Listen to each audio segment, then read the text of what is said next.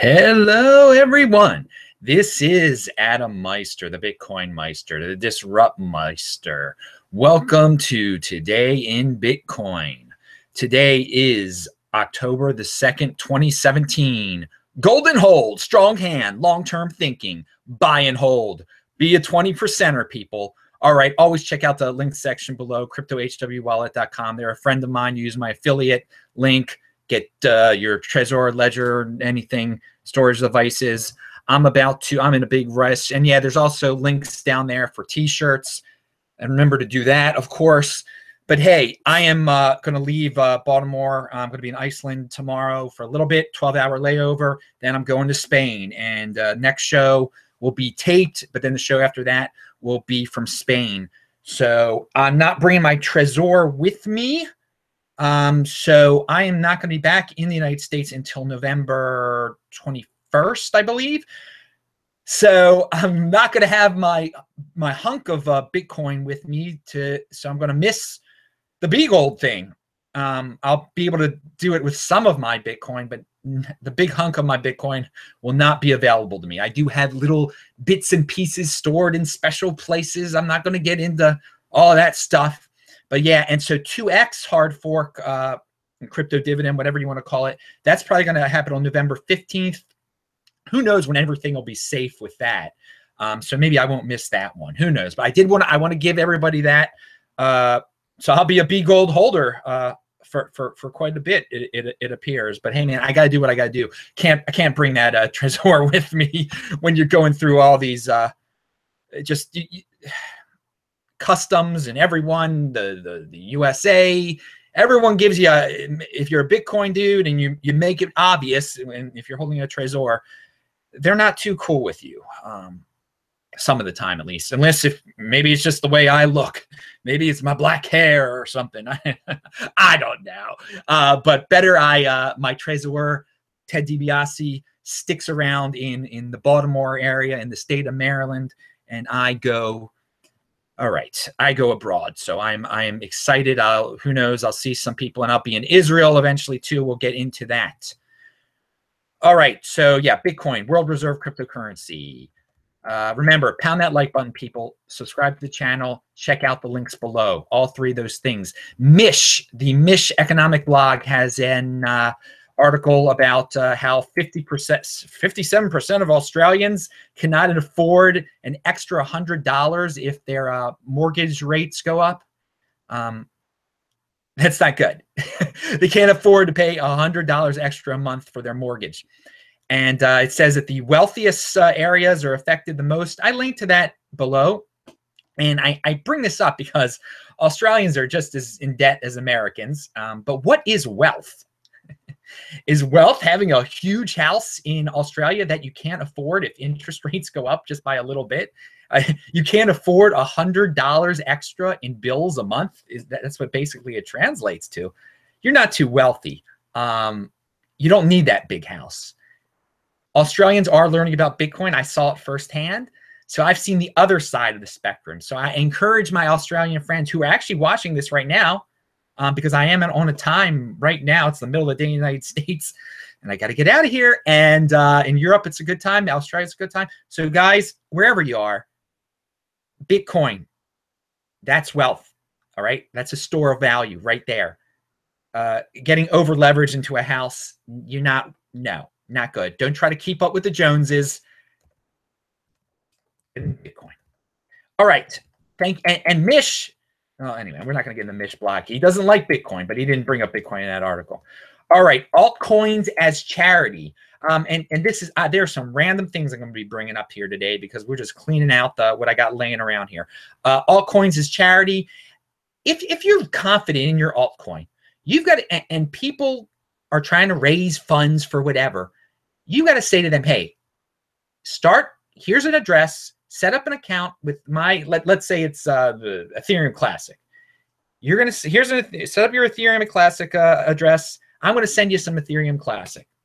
I'm just using it as a random example. And then you send them $5 worth of Ethereum Classic. And of course, they don't know what the heck they're going to do with it. They just sits there for a while. And that's where the magic happens. If you were confident If you thought your thing was going to go up, that your altcoin was going to go up that much, 2 years later, you're like, hey, do you still have that address? It's worth $200 now. And they are just all of a sudden into your altcoin. Hey, long-term thinking. I bring this up because I know people were raising funds in Litecoin when it was $3 and they forgot about it. Now it's $50. So they're big fans of Litecoin now. So you can do that with any altcoin. It's a little, hey, I'm thinking of creative ways of, you can do that with Bitcoin too. Just with, send somebody 0.001 Bitcoin now as charity or whatever. They're trying to raise funds for something, and then they'll be happy in 2 years when it's worth 5 times as amount. Well, no, I'm not going to say whatever. When it's worth a lot more, and they're going to be they're going to be very eager to figure out how to really use it. Because let me tell you, if you just send it to them now, they're just going to be like, oh yeah, it's sitting around. I don't care. But once they hear like, oh, wait a second, this thing doubled, tripled in value. Now I'm really interesting. All right. So B Gold again, Vortex. They brought it up on the Vortex show on World Crypto Network. Check that out. That was a good show. I didn't watch all of it yet. Hi, Vortex. Sunday's show, which was just yesterday. Today's Monday, right? I don't know what the heck's going on. All right. So back to the B Gold Pravda hit piece from yesterday that I mentioned, and I linked to yesterday's show below. All my old shows are linked to below. Anyway, the reason some of these the Bcash Pravda organization that publishes articles that they're not too big of fans of B Gold, of a friendly fork, of a friendly crypto dividend. The reason they're not fans is because they're not very special if and not very powerful or threatening to Bitcoin if a random group can fork Bitcoin and be competitive with the great king of the trolls and Rocket Man Woo. If that's possible, then they don't have that much leverage as they think they do. So they're going to try to rip on this thing to downplay it and everything. But if these random group of dudes who are just doing B Gold, if they can be just as popular and make a bigger splash, then what the heck is Bcash? Anyway, it's all free. It's all free. So, okay. Another thing about crypto dividends that somebody brought up in the chat yesterday. I'll read the chat afterwards. Hey, and if you're in the chat right now, you can do the super chat if you want to. I'll answer your question real quick if you do that. But yes, a guy brought up something that was really awesome in terms of insolvency. And so if you have an exchange, let's say, and they have 100 Bitcoin there, and there's 100 people, each of them have 1 Bitcoin. All right. And they're storing it at the exchange. Now B Gold comes along and they're like, hey, Mr. Exchange, I need my 1 B Gold. Please give me my B Gold now. Well, how about if that exchange only has 70, and let's say only 70 people ask for their Bitcoin, but let's B Gold. But let's say that the exchange, they only really were storing 60 Bitcoin there. So now they got to figure out, what are they going to do? Are they going to distribute the 60 B Gold and then be like, 10 other people, we happen to not have your B Gold for some odd reason, the odd reason being that they were doing fractional reserve type stuff and they didn't have what they said they had in Bitcoin, which that is the serious problem here. The serious problem isn't getting your B Gold. I know people will be unhappy about that, but people will probably be more unhappy if they figure out, like, where I thought I was storing my Bitcoin actually doesn't have all the Bitcoin they say they do, and it's being exposed because they can't pay out this crypto dividend. But what most likely would happen at that point is that exchange would not want to be exposed, so they would have to go out and buy B Gold and then give the other 10 people their 1 big B Gold each and extend and pretend a little longer. But on a larger, grander scale than that, if they only have 10% of the Bitcoin and I'm not trying to create, well, I am, you shouldn't store your Bitcoin at a third party here. This is a reason why I'm yelling here. Jeez, oh whiz, pound that like button if you want me to tone my voice down a little bit. I don't mind. I'm excited. I got to get on the plane, man. Oh God, the plane, when you got to go, and I don't go through the naked body scanner either, people. I make them I make them frisk me down. And, you know, they always send some nasty dude there to frisk you down. And they always rub against it a little down there. There's always a little, and sometimes it hurts. Anyway, so where was I talking? Okay, yeah, so don't store your Bitcoin there. But maybe this, some of these future crypto demons are going to expose one of these third parties for not having the Bitcoin they say they have. So this is a bigger story, and I am glad that that person in the chat, and I forgot who it was. You're a smart dude to bring that up, and it is a very interesting subject that everyone should think about.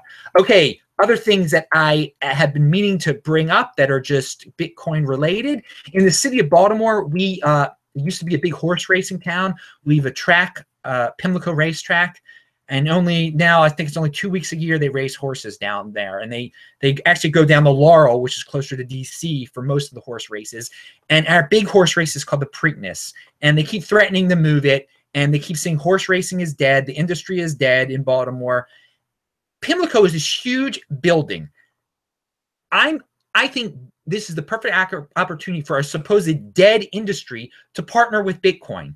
Figure out ways people can bet with Bitcoin, that and maybe give there's a huge space at Pimlico. Let Bitcoin entrepreneurs open offices there. You can combine supposedly dead industries with this new industries. There's all sorts of creative ways of going about it. I was just hypothesizing, thinking about it for a while now, because it will be sad if the Preakness leaves Baltimore. But there are ways that, you see, what the Pimlico is just trying to beg the government for money. They want corporate welfare. But if they were truly entrepreneurial, and maybe they are, and maybe someone will figure this out one day, they would try to look into new industries. How can we use our empty space? How can we use what our existing business model and combine it with a new awesome thing that's growing? And anyway, that's just that's something I've been thinking about. One other thing I've been thinking about is that we're on the road to single payer healthcare here in the United States, and that's not too cool. But it's bullish for Bitcoin because in order to pay for this single payer that we're probably going to end up with in the United States, it's going to take a lot of printing of dollars. It's going to take some inflationary tactics here. So opt out of the system totally by holding Bitcoin as a countermeasure to this this system that you're being rolled into here, this single payer thing, that we're going to have increased taxes, and who knows what's going to be, but what's going to happen. But if you get into Bitcoin, it is definitely something that is bullish for Bitcoin, that they're going to do this horrible thing, because everyone who's smart is going to want to get into Bitcoin to avoid because the dollar is going down. I don't think it's going to. I'm not one of those doom and gloomers who's like the dollar's going to zero or whatever, but it's not good for the dollar if all of a sudden we create this tremendous new social welfare program where every sick person in America gets free healthcare, leeching off of the people who are productive and paying for it, and leeching off of money printing. Anyway, that's one thing. So if single payer, I'm trying to look on the bright side here. If single payer comes along, it'll be bullish for us Bitcoin holders, and get into the Bitcoin now. It's just that's the bottom line here. Buy and hold, buy and hold. What else do I have to say? Finally, speaking of the doom, why do SpaceX, Elon Musk, are people just jealous? Are people just jealous of that dude because he wants to go to Mars, he wants to go to the moon? So exciting, so entrepreneurial, the ultimate dreams of expansion and creativity and intelligence. And there's so many people out there in YouTube land, they're like, it's a conspiracy, we never landed on the moon, this Elon, it's all fake what he's talking about, why he's being promoted to trick us all. And I mean, it's the craziest stuff. I mean, people don't want progress? People just want to stay in their little hole and just be haters and not be doers. And that guy is the ultimate freaking doer there, dreamer. And I just don't get that mentality. And I can say the mentality of the people to just have to hate on these people. People, be positive. If someone is doing something awesome, strive to do something better than Elon Musk.